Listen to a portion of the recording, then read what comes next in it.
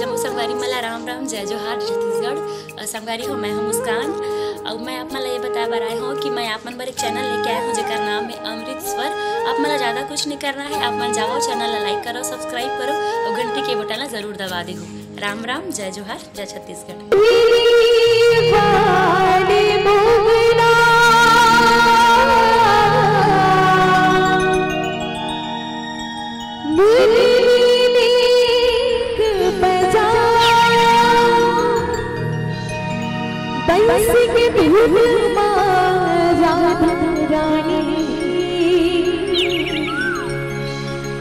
सभी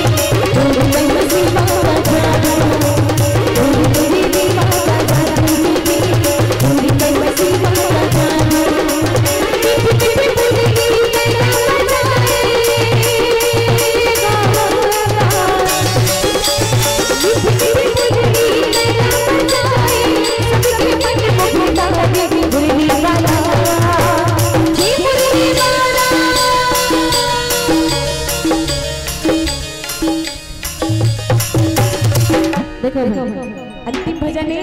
बिल्कुल चाहो कि सब जोरदार ताली के साथ आनंद लो। एक बार जोर दबा ऊपर हो जाए। बोले राधे राधे राधे।